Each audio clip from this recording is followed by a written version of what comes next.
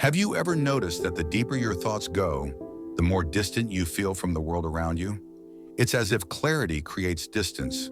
The more aware you become, the less you're able to connect with the noise of everyday life.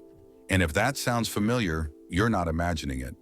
Throughout history, those who dared to see reality as it is, unfiltered, raw, complex, were often misunderstood, not because they lacked social skills or empathy, but because they challenged the comfort zones of others.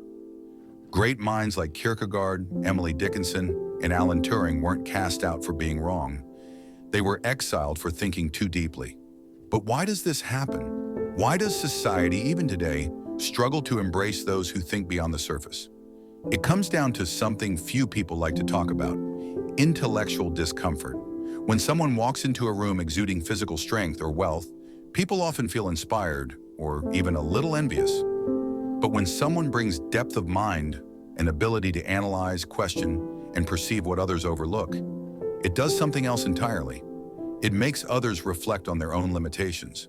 It acts like a mirror, and mirrors, while honest, are rarely comforting. Psychologists call this the cognitive mirror effect, where highly aware individuals reflect back not just truth, but the insecurities, contradictions, and blind spots of those around them.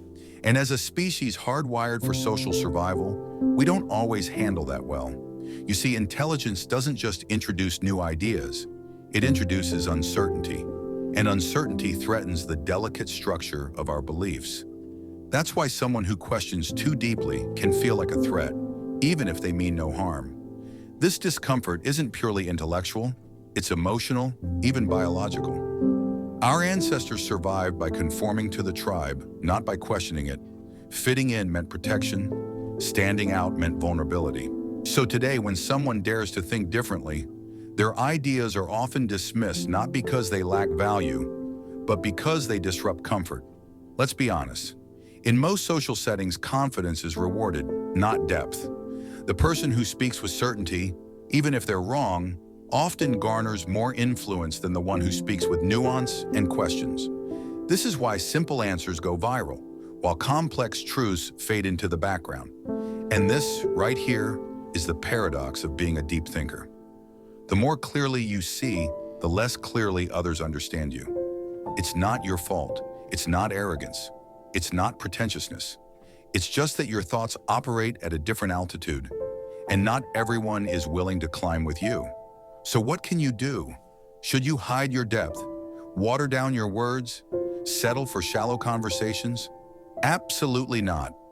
But you should recognize that isolation isn't always a sign of failure. It can be the mark of someone who simply tuned in to a frequency others can't hear yet. Solitude, when chosen, is not loneliness. It's space. Space to think, space to create, space to grow into the kind of person who doesn't just follow, but leads. And while the world may not always reward depth, it needs it desperately. Because real change, real progress, and real connection come not from echoing the crowd, but from daring to ask better questions. So if you've ever felt like the outsider, the overthinker, or the one who sees too much, remember this: you're not alone. You're ahead.